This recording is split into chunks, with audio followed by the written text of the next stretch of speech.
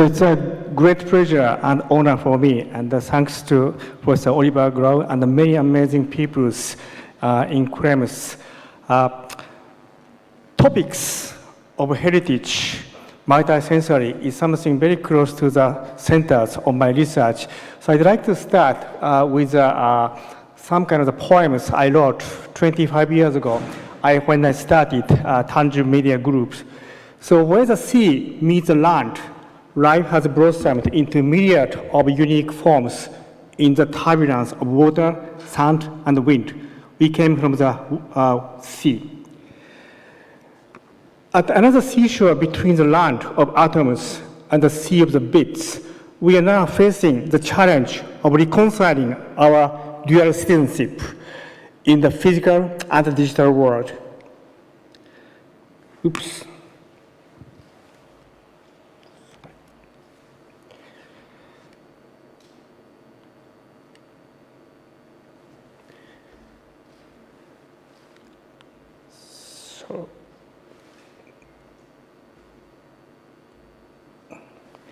So our visual and auditory sense organs are steeped in the sea of digital informations, but our bodies remain imprisoned in the physical world. Windows to the digital world are confined to flat rectangular screen filled with pixels or painted bits. So unfortunately, one cannot feel and confirm the virtual existence of digital information through our hands and the body. So that's the reason I started Tangibits 25 years ago, quarter century ago, when I landed to MIT Muriel. So this is a phrase from Malcolm McCar's book, Abstract Craft.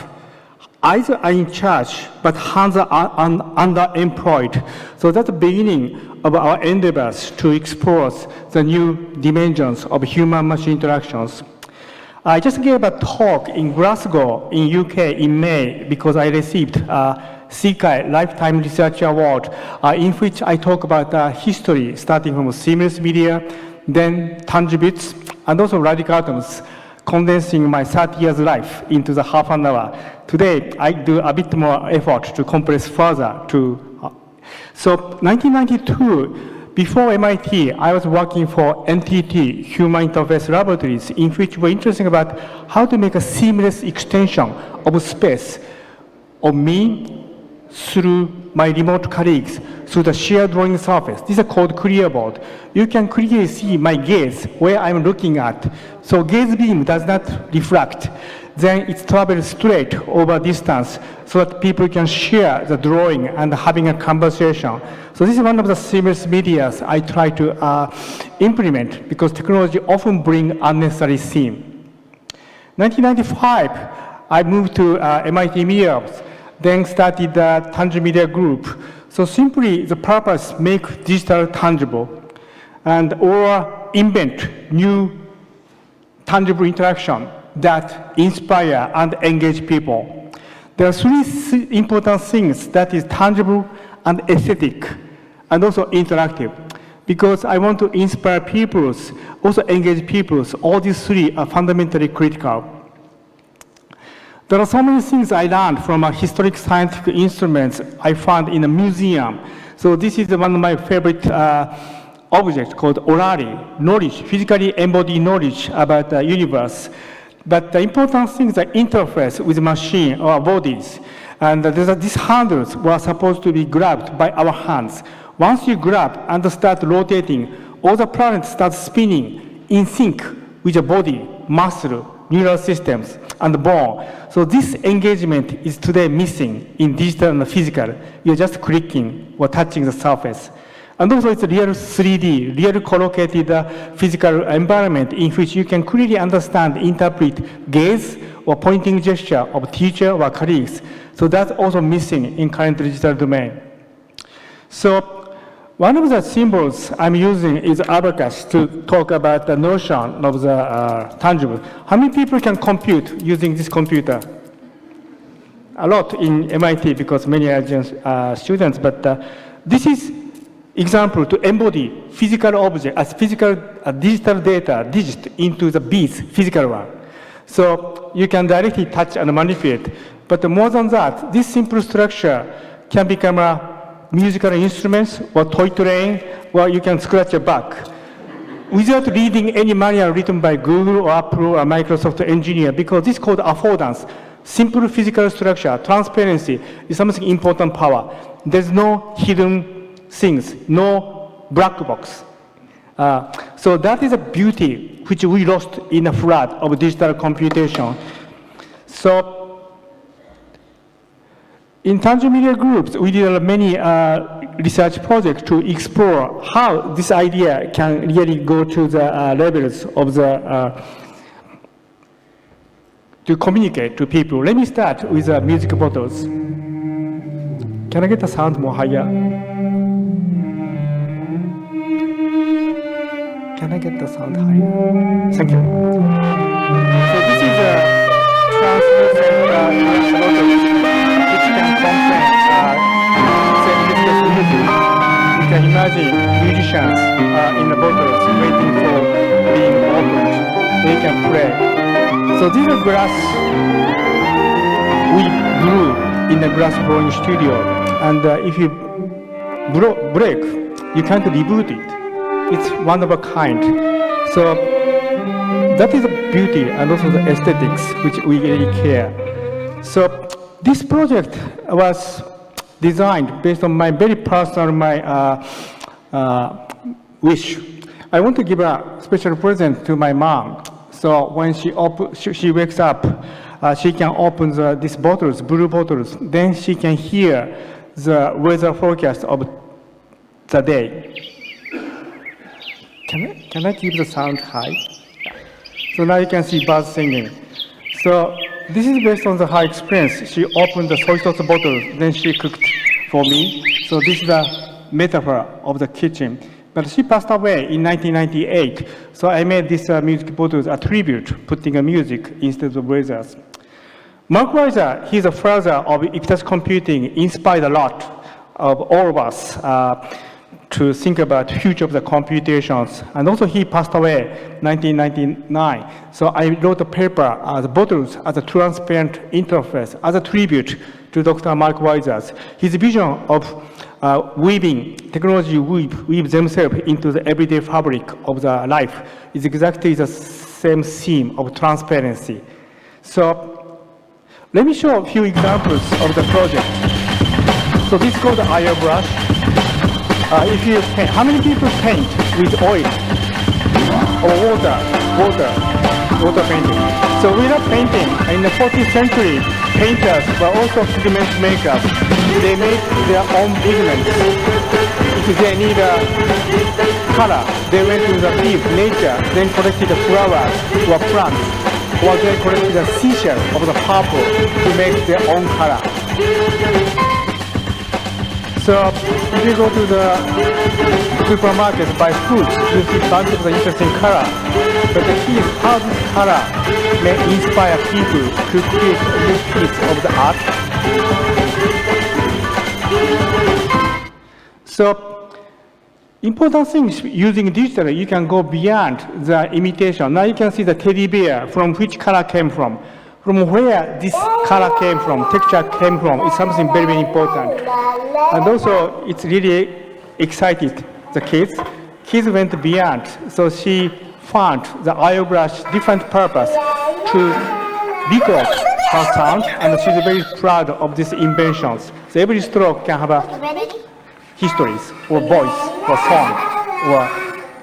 So this is a project by Professor Kimiko Ryukai. The title is The World as a Palette. So our purpose, once people paint with IO brush, they start seeing the world differently. The world itself becomes a palette. So we also did a lot of the work to design, especially architectural design. This is a historical project called UP, done by Dr. John Undercroft. So having physical models, casting shadow, but this shadow is digital shadows, not optical ones. You can really explore the inter-shadow problems between the buildings, changing the time, changing the position of the sun, for example. And also you can explore the issue like wind simulations. So when you have buildings, you can see the intershadow problems, and also how wind blows. So these are the experimentations we did in the School of Architecture and Planning, in which MIT Medium exists. Also, form giving of the using a clay is something very important for the urban plannings. So we use the clay and also sand. This is an installation in the Ars Electronica. So you can sculpt the sand to give a landscape. Then it shows the water drainage, how water run down based on the structures. And also you can see how much photons each slope can get, so that which plants or trees can survive. So this form giving and analysis can be together. So in large, we try to bridge between physical world and digital world. Both have the different strengths and also weakness. Unfortunately, you have to choose one. It's very difficult to integrate these two of them. So one of my dreams is to invent new materials which multiple inheriting from digital world and the physical world. So that's one of the goals of tangible design. So sandscape or eliminating clay is great, but it's all passive, frozen. So how to go beyond these frozen materials is a jump from tangibles to radical atoms. This is a project of Inform. Dr. Daniel Reitzinger and Dr. Sean Former, now both professors in US, co-invented this system. You can be here and also there. So this is not a teleconference. Your physical existence can be extended to remote place. Then you can manipulate physical objects in real time or over distance. So through this project, we try to explore the new dimension of the sense of the presence. And we created newer versions for Cooper Hewitt Design Museums in 2015. Then it came to Linz, Austria, which runs through 3 years, and just returned to MIT Mediums. But this really demonstrates how the future of the digitals is not anymore in screen or pixel, but coming back to the physical world. Also, we love the artistic exploration. So we love Escher. This is one of the work inspired by MC Escher. So you can see the infinite movement in a corporate maze. It's like an environment in which you can see the relative movement. So combining this Inform engine, 3 of them, we designed Transform, following the triptych that the practice in art. So we made a kinetic triptych called a Transform. So then we brought Milano Design Week in 2014. Let me show the video. Let me get the sound, please. Sound, please.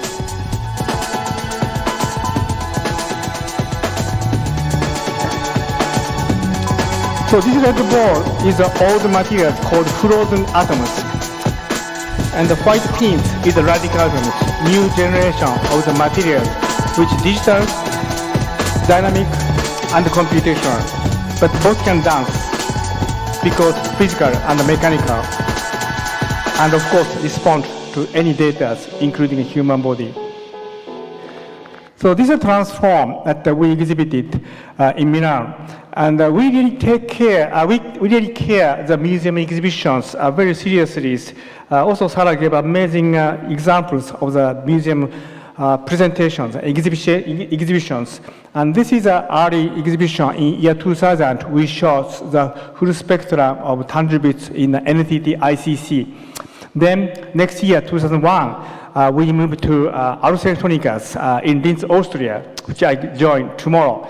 And these are old centers, but we had a Get in Touch exhibition, which features all the tangibles project. And then 2016, something quite great stuff happened. That Gerfried Stocker, the director of the Ars Electronica, took our radical atoms as a banner of the entire festival. Then he put a really nice subtitle, The Alchemist of Our Times. So we become alchemists to invent new materials with which we express our idea. So that's a very powerful message. Then it's great that we brought a bunch of students together, then exhibit many of the projects, starting from tangibles to radical atoms. And especially this Inform, which I just showed, became very popular among kids and also grown-ups.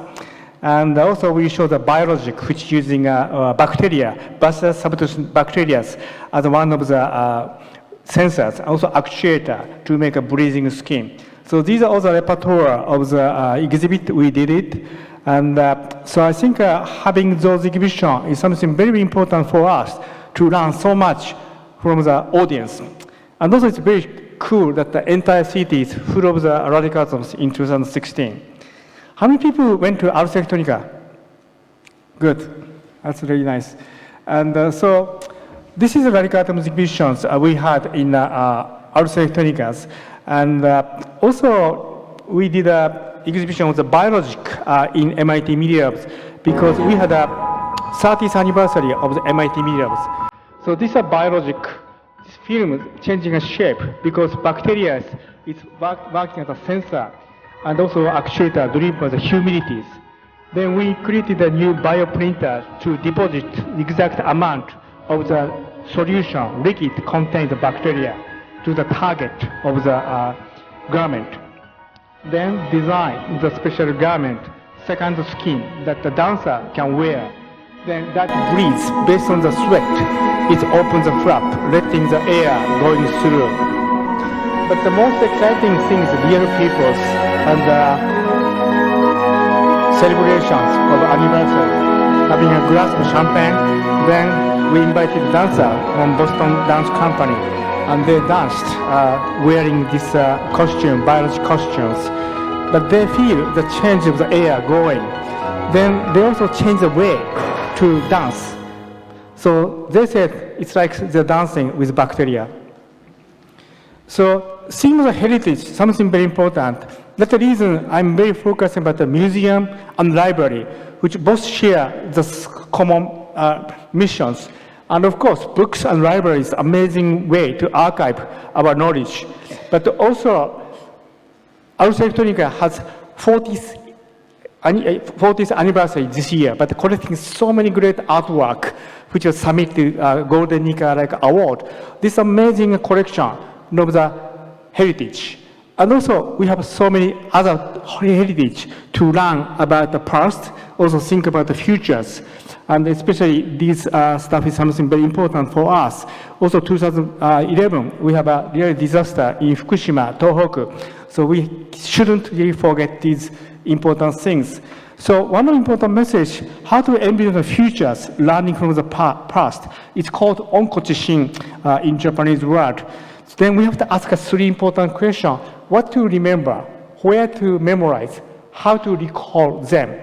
These are very profound questions because we have to really archive those stuff for very long distance futures. It's not for next year or 10 years. So archive now for the distance futures. So there's 5 questions I'm asking myself, also my colleagues in museum, also libraries. What legacy do we archive? Why? For whom? And how? How far distant future? How to tell the stories? How can they recall? We have an internet. You can digital. But if you think about million years futures, maybe this is not anymore. We're not anymore. The alien visited us, then do archaeological dig. How to keep those stuff for the next generation is something very surrealistic but important questions. So in my research, transdisciplinary is something such an important thing as all of you really love the boundaries. So finding opportunity in conflict between the disciplines, also breaking down all the paradigms to create new archetypes are something very, very important in my research. So to condense, I use the term invent and inspire. Of course, we are creators. We invent new technology, concept, art piece. But to inspire, we have to communicate through the museum exhibition, or writing scientific paper, filing a patent, or showing in a design exhibition. But if you think about 1,000 years future, million years future, you have to have other strategy, how to archive. Maybe pyramid, like a gigantic stones, might be only the medium, because digital might be gone. So invent and inspire. Then to be a bit more specific, be artistic and analytic. How to having those two like a different perspective and also be poetic and pragmatic. That is the fundamental guiding principles that my group is doing the research. And especially art and sciences, something very, very profound. Let me show one example called Mirror Fugue by Dr. Xiao Xiao.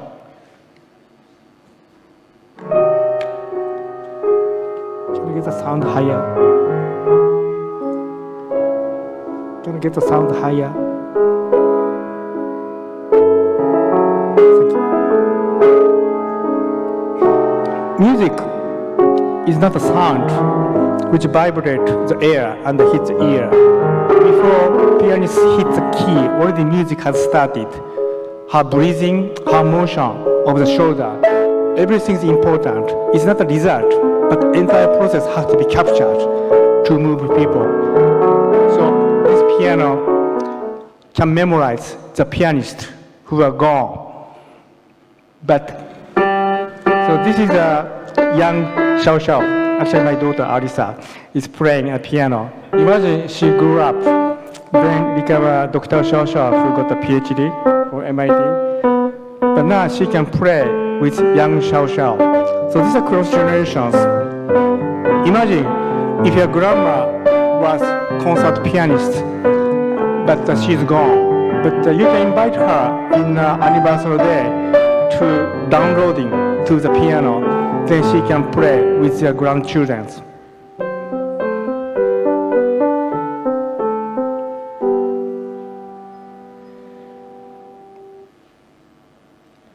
So, important thing is not call ourselves artists or scientists or designer.